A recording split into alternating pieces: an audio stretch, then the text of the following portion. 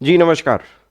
जन राष्ट्रवाद का उद्देश्य सेशन नंबर 22 और आज का सेशन काफ़ी महत्वपूर्ण होने वाला है। अगर आप स्कूल व्याख्याता की तैयारी करने जा रहे हैं, क्यों महत्वपूर्ण होने वाला है पहले मैं वो क्लियर कर देता हूँ, या पहले हम टॉपिक का नाम देख लेते हैं, भारत शासन अधिनियम 1935।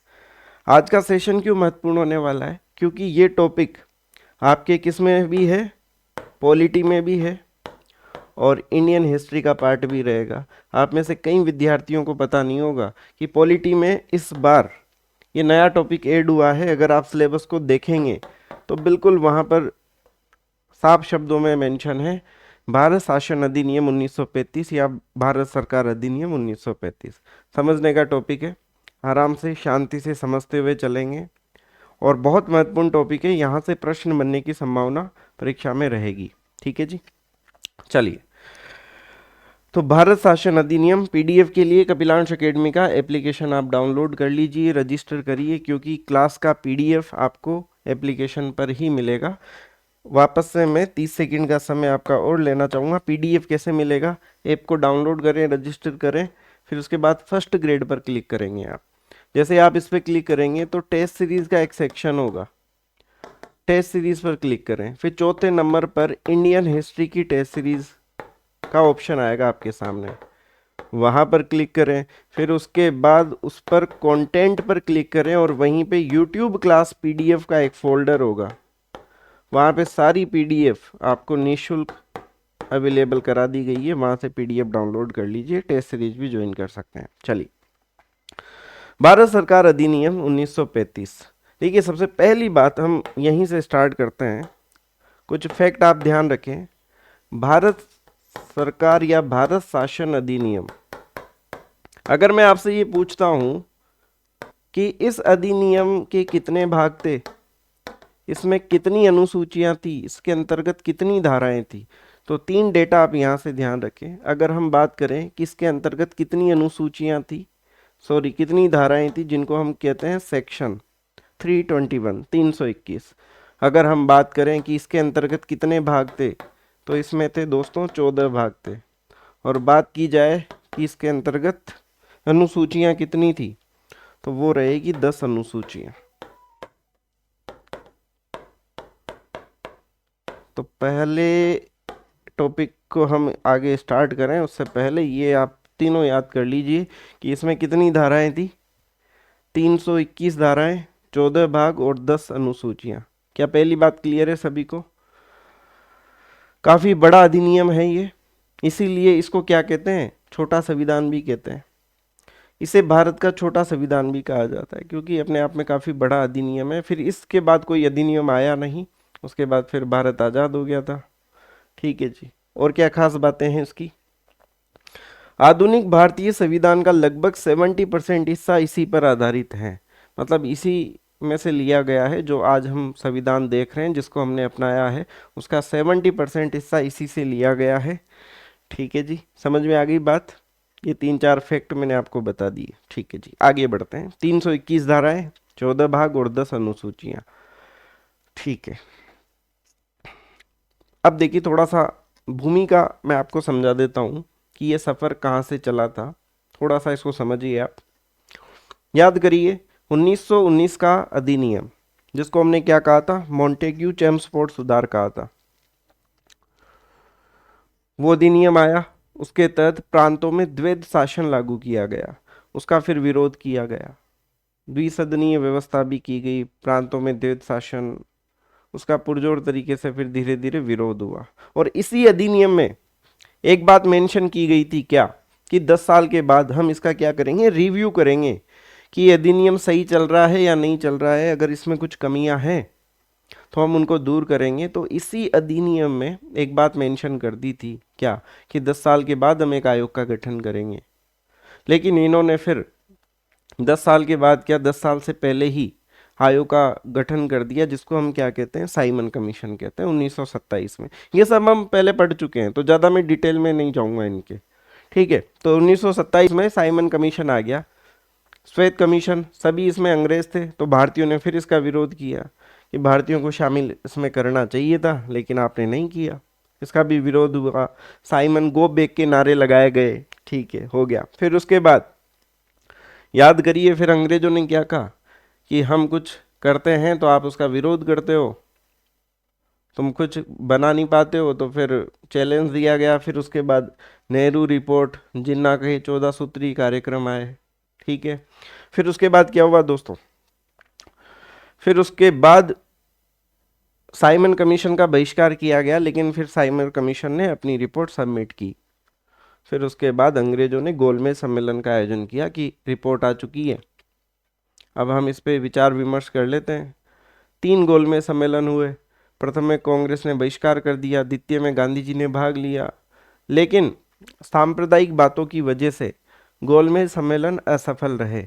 फिर अंत में ब्रिटिश प्रधानमंत्री रैमजे मैकडोनाल्ड ने क्या कहा कि भाई अब ठीक है, हम देख लेंगे, तुम लोग आपस में ही लड़ते हो, एक बात पे सर्वसम्मति से किसी भी रिजल्ट पे पहुंचते नहीं हो, अब हम डिसाइड करेंगे कि अब हमें क्या करना है। तो फिर ये गोलमेज सम्मेलन हुए।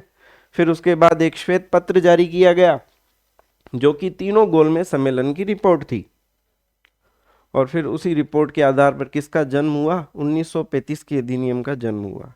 क्या सारा सिनेरियो आपको समझ में आ गया? मैंने 1919 से शुरू किया और उसके बाद सारे पॉइंट हमने सेपरेट डिस्कस किए हैं। गांधी जी ने असहयोग आंदोलन किया, फिर स्वराज्य पार्टी का गठन हुआ, तो वो हम ज़्यादा उन पर रिवाइज करेंगे नहीं, लेकिन एक भूमिका आपके माइंड में क्लियर होनी चाहिए, ठीक है। भारत शासन अधिनियम 1935। अब देखिए, आप समझिए बातों को। अब देखिए, इस अधिनियम को थोड़ा सा कॉम्प्लिकेटेड तरीके से समझाया जाता है, लेकिन मैं आपको आसान भाषा में समझाऊंगा। मैं आपको केवल 13 पॉइंट बताने वाला हूँ। 1 2 3 से हम स्टार्ट करेंगे और लास्ट में कहाँ तक जाएंगे, 13 पॉइंट तक आपको मैं लेकर जाऊंगा, और उसमें सारी बातें इस अधिनियम की कवर हो जाएगी। और बीच बीच में पीपीटी के माध्यम से मैं आपको एक एक पॉइंट एक्सप्लेन करूंगा कि इस अधिनियम का मतलब क्या है। लेकिन आप थोड़ा सा शांति के साथ सुने, धैर्य के साथ सुने, तो सारी बातें आपको समझ में आएगी। पहली बात अधिनियम की, यहाँ पे मैं ऐसे हेडिंग लगा देता हूँ, ये लीजिए, भारत शासन अधिनियम 1935 की क्या है विशेषताएं, बोल दीजिए, बातें बोल दीजिए, आपका जो भी मन हो वो लिख दीजिए हेडिंग में। पहला पॉइंट, 1919 के अधिनियम द्वारा स्थापित प्रांतों में द्वैध शासन को समाप्त किया गया, ठीक है। प्रांतों को पूर्ण स्वायत्तता प्रदान की गई। अब इस पहली लाइन का क्या मतलब है कि 1919 के अधिनियम में प्रांतों को द्वैध शासन। अब आप कहेंगे कि सर ये द्वैध शासन क्या भला है, हालांकि मैं इसको समझा चुका हूं आपको, लेकिन फिर से एक्सप्लेन करते हैं द्वैध शासन का मतलब क्या है। देखिए, द्वैध शासन मतलब 2 लोग शासन करेंगे, आसान भाषा में डायरकी जिसको बोलते हैं। क्या है इसका मतलब, एक तो होंगे आरक्षित विषय और एक होंगे हस्तांतरित विषय। जो आरक्षित विषय होंगे उस पे कानून कौन बनाएगा, गवर्नर, और उसके द्वारा जो मनोनीत परिषद होगी वो उसके कानून बनाएगा। आरक्षित विषयों में आप जानते हैं सभी, जैसे वित्त का पार्ट हो गया, न्याय का हो गया, रक्षा का होगा, ये सब आरक्षित विषय हो गए। और दूसरे जो हस्तांतरित विषय थे उसमें कौन, गवर्नर तो रहेगा ही, साथ में चुने हुए सदस्य भारतीय रहेंगे, वो इन पे कानून बनाएंगे। तो ये था द्वैध शासन। तो प्रांतों में इसको लागू किया गया था। हालांकि जो ये स्थानांतरित विषय होते थे ये ढंग के विषय नहीं होते थे, जिनमें मतलब इतने कोई महत्वपूर्ण विषय नहीं होते थे। महत्वपूर्ण विषय गवर्नर और उसकी टीम के पास रहते थे, जैसे वित्त का पार्ट हो गया, रक्षा का पार्ट हो गया, यहाँ पे स्वास्थ्य, शिक्षा, संघर्ष वाले विषय यहाँ पे होते थे भारतीयों के पास, और इनको करने के लिए भी इनकी मदद की जरूरत होती थी। तो ले दे के कमान अंग्रेजों के ही हाथ में रखी उन्होंने 1919 तक, और ये द्वैध शासन लागू किया केवल एक गोली देने के लिए। समझ में आई बात कि ये द्वैध शासन क्या था। तो इसका विरोध किया गया, तो फिर इस द्वैध शासन को समाप्त कर दिया गया और प्रांतों को क्या दे दी गई, पूर्ण स्वायत्तता। मतलब भाई अब ठीक है, हमारा हस्तक्षेप नहीं रहेगा, आप लोग ही आप कानून बनाइए, केंद्र का कोई हस्तक्षेप नहीं रहेगा। तो उम्मीद है पहला पॉइंट आपको समझ में आ गया होगा। तो फिर मैं आगे चलता हूं। यहाँ पे देखिए, ये जो आरक्षित वर्ड यूज किया है ना मैंने, पुस्तकों में आपको सुरक्षित भी मिल सकता है, तो कंफ्यूज मत होना, आरक्षित स्लैश सुरक्षित। पहला पॉइंट क्लियर है, प्रांतों में तो समाप्त कर दिया, लेकिन कहाँ पे द्वैध शासन लागू कर दिया? 1935 के अधिनियम के द्वारा केंद्र में लागू कर दिया। अभी हम आगे पढ़ने वाले हैं। तो पहला पॉइंट आपको समझ में आ जाए, परीक्षा में पूछा जाए कि प्रांतों में द्वैध शासन कौन से अधिनियम के तहत लागू किया गया था? 1919 के अधिनियम के द्वारा। किसके तहत समाप्त किया गया? 1935 के अधिनियम के द्वारा। दूसरी बात, पहली बात क्लियर है, प्रांतों में 2 सदन वाली विधायिका की व्यवस्था की गई। ठीक है जी। 6 प्रांतों में बंगाल, मद्रास, बंबई, संयुक्त प्रांत, असम एवं बिहार में द्विसदनीय विधायिका की व्यवस्था की गई। देखिए टोटल कितने प्रांत हो गए थे? 11 प्रांत हो गए थे। ये 11 प्रांतों का जिक्र भी मैं अभी आगे करूंगा, अभी फिलहाल आप समझ लीजिए कि हाँ भाई 11 प्रांत। अब 11 प्रांतों में से 2 हिस्से कर दिए हमने, 6 और 5, और 6 प्रांतों में तो कैसी 2 सदनों वाली विधायिका की व्यवस्था कर दी गई, और 5 प्रांतों में 1 सदन वाली विधायिका की। अब ये 2 सदन वाले जो भी प्रांत थे, 6 प्रांत, इनके नाम आपको याद होने चाहिए। कौन कौन से थे? बंगाल, मद्रास, बंबई, संयुक्त प्रांत, असम और बिहार। आ गई बात समझ में? ये 6 प्रांत हो गए, और 5 प्रांतों में 1 सदनीय व्यवस्था, और 6 प्रांतों में द्विसदनीय। चलिए सर, ये बात भी आपको समझ में आ गई। आगे चलता हूं मैं नेक्स्ट। तीसरा पॉइंट, एक अखिल भारतीय संघ की स्थापना का प्रावधान किया गया। गवर्नरों द्वारा शासित प्रांतों एवं देशी रियासतों को मिलाकर इसे अखिल भारतीय संघ की स्थापना का प्रावधान किया गया। इस संबंध में तब तक कोई घोषणा नहीं की जा सकती थी जब तक निर्धारित संख्या में देशी रियासतें संघ की स्थापना में इच्छुक ना हो। देखिए इसका जिक्र आपने पहले वाली क्लासेस में भी सुना होगा, गोलमेज सम्मेलन में भी हमने किया था, ऑल इंडिया फेडरेशन की स्थापना को लेकर। प्रथम गोलमेज में भी बात हुई थी जिसमें सब सहमत थे कि हाँ एक अखिल भारतीय संघ बनना चाहिए। द्वितीय में भी इस पे बात हुई थी और वापस ये बात दोहराई गई। अब देखिए इस पूरी लाइन का मतलब मैं आपको समझा देता हूँ कि क्या मतलब है इसका। अखिल भारतीय संघ ये कब बनेगा? जब ये तीनों अग्री होंगे। तीनों में से कौन? एक तो ब्रिटिश प्रांत, तो ये तो अंग्रेजों के हाथ में। चीफ कमिश्नरी क्षेत्र, जैसे आप राजस्थान के इतिहास में आप पढ़ते हो, क्रांति के समय पढ़ते हो कि हमारे राजस्थान में कौन सा चीफ कमिश्नरी क्षेत्र था? अजमेर मेरवाड़ा, ये वही है। तो टोटल 6 चीफ कमिश्नरी क्षेत्र थे, तो ये दोनों अंग्रेजों के हाथ में थे, तो ये तो विलय संभव था इनका। लेकिन मामला कहाँ पे अटक रहा था? देसी रियासतें। आपको पता है हमारे राजस्थान में कितनी देशी रियासतें थी? 19 थी ना। इंडिया में 562-65 करीब थी जो भी रियासतें थी, कि इनमें से जब तक ये रियासतें आधी से ज़्यादा एग्री नहीं होगी तब तक इसका निर्माण नहीं हो सकता अखिल भारतीय संघ का। तो देसी रियासतों के जो राजा महाराजा थे इन्होंने मना कर दिया कि भाई हम क्यों अपनी सत्ता को, अपने पावर को अखंड भारत सॉरी अखिल भारतीय संघ बनाने में इनका क्या नुकसान था? कि जो इनकी जो पावर थी राजा महाराजा रहने की, वो पद को छोड़ना नहीं चाहते थे, अपनी सत्ता को ये त्यागना नहीं चाहते थे, तो फिर इसका निर्माण हो नहीं पाया अखिल भारतीय संघ का। ये दोनों तो एग्री हो गए थे लेकिन ये रियासतें एग्री नहीं हो पाई थी। ठीक है, तो ये प्रस्ताव यहीं पे कैंसिल हो गया। ठीक है, देखिए पूरे भारत को मिलाकर एक संघ बनाने का पहला आधिकारिक प्रस्ताव किया गया। ब्रिटिश प्रांतों और कमिश्नरी क्षेत्रों का संघ में शामिल होना अनिवार्य था। संघ तभी बनेगा जब 50% से अधिक देशी रियासतें इसमें शामिल होने के लिए राजी होगी। लेकिन परिणाम क्या रहा? देशी रियासतें यानी राजा महाराजाओं ने अपनी स्वतंत्रता खोने के डर से इनकार कर दिया कि नहीं, हम हमारे हिसाब से ही रहेंगे। ठीक है जी, तो ये अखिल भारतीय संघ बना ही नहीं। फिर उम्मीद है ये 3 पॉइंट मैंने आपको समझा दिए हैं, आपको भी समझ में आ गए होंगे। स्टेटमेंट के रूप में परीक्षा में आपसे प्रश्न पूछे जाएंगे। चलिए आगे बढ़ता हूँ। 3 पॉइंट हमारे कंप्लीट हो गए हैं।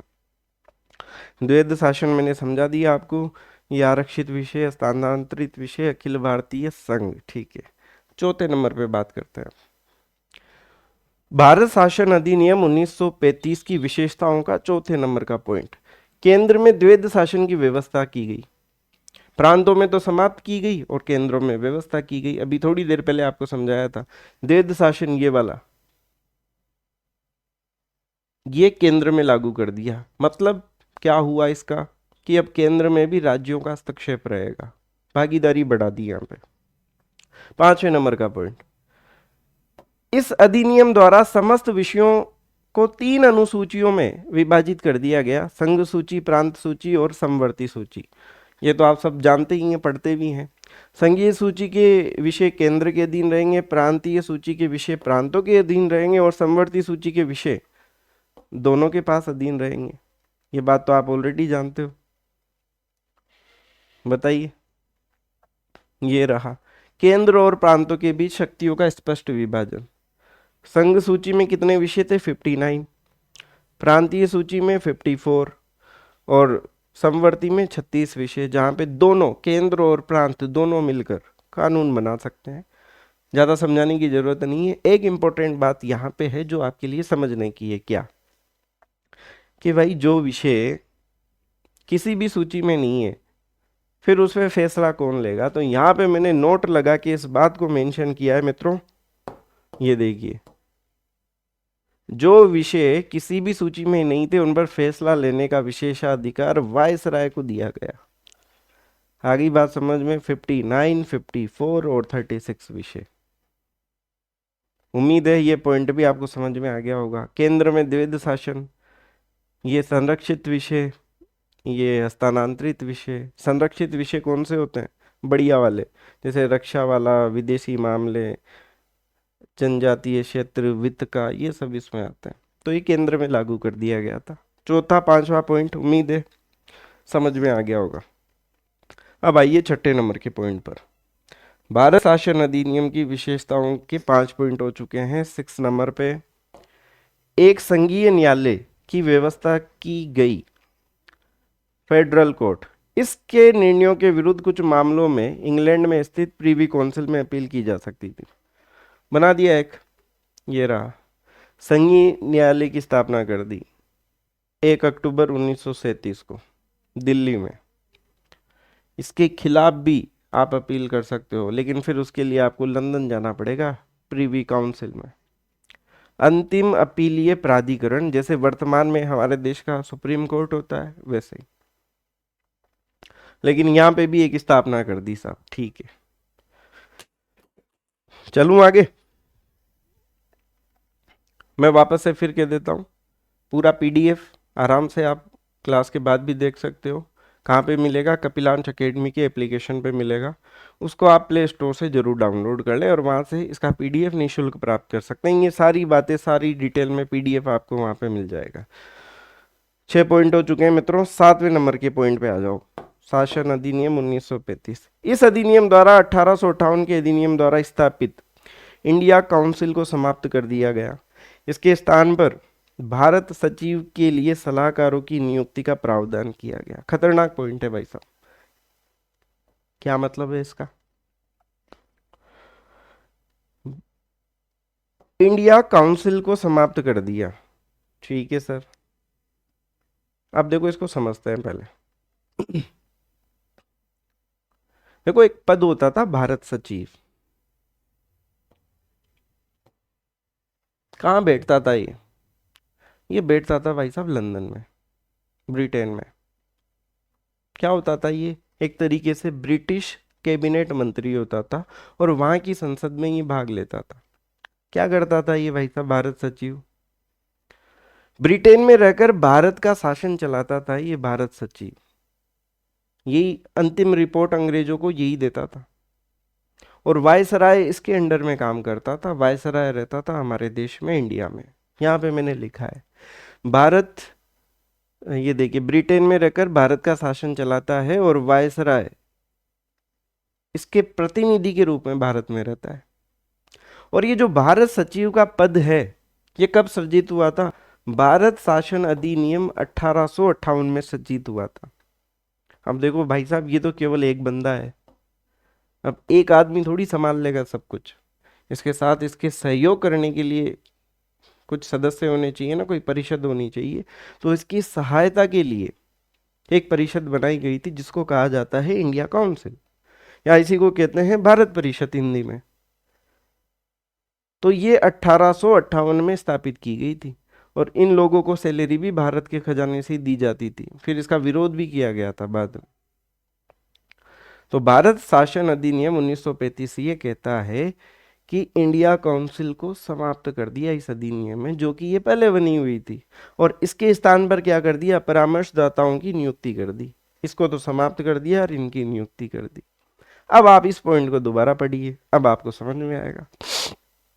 इस अधिनियम मतलब 1935 के अधिनियम द्वारा 1858 के अधिनियम द्वारा स्थापित इंडिया काउंसिल। अब आपको समझ में आ गया भैया इंडिया काउंसिल का मतलब क्या है, भारत परिषद का मतलब क्या है। ये भारत सचिव के सहयोग के लिए बनाई गई थी, है ना। इसको समाप्त कर दिया और इसके स्थान पर भारत सचिव के लिए सलाहकारों की नियुक्ति का प्रावधान किया गया।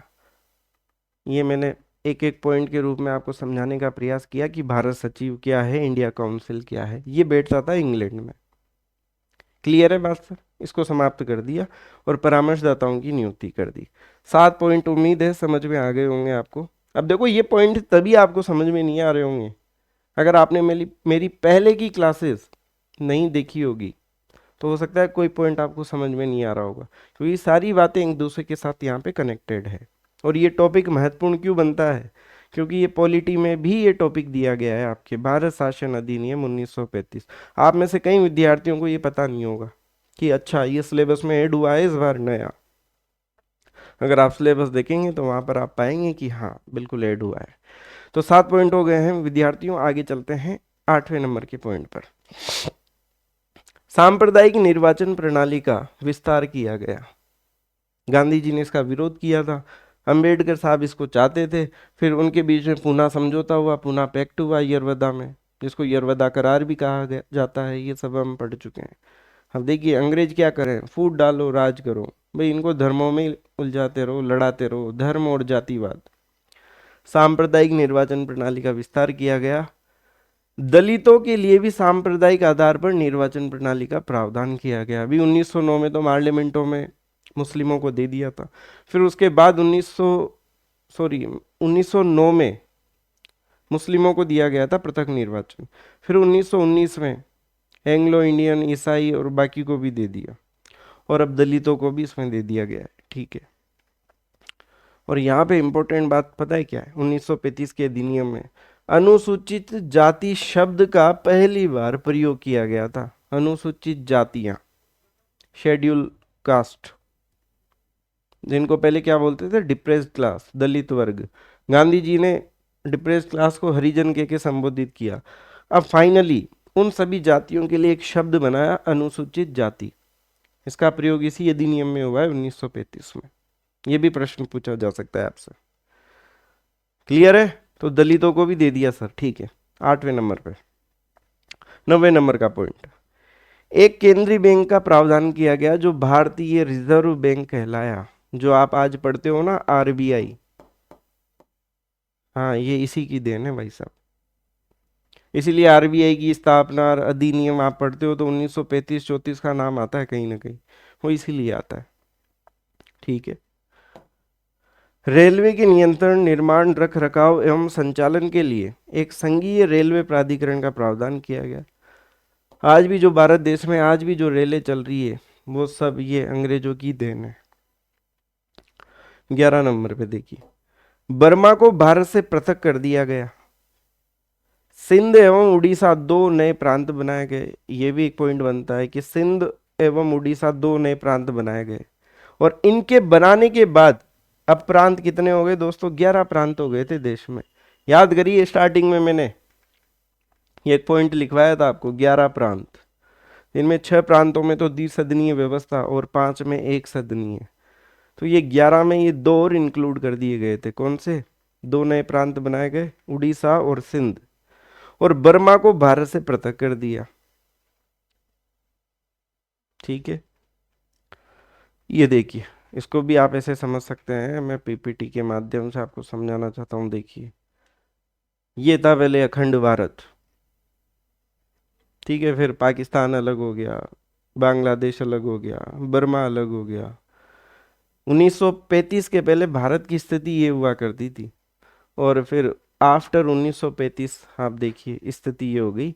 ये वाला जो पार्ट है यहाँ पर आप देख रहे हैं, ये वाला पार्ट, ये वाला, ये अलग कर दिया, बर्मा, म्यांमार जिसको बोलते हैं, और ये दो नए प्रांत बना दिए गए। समझ पा रहे हैं आप सभी? बस सीधा सीधा ध्यान रखना है लेकिन हमें कि भी बर्मा को भारत से अलग कर दिया था इस अधिनियम के तहत, और उड़ीसा और सिंध दो नए प्रांत बनाए गए थे।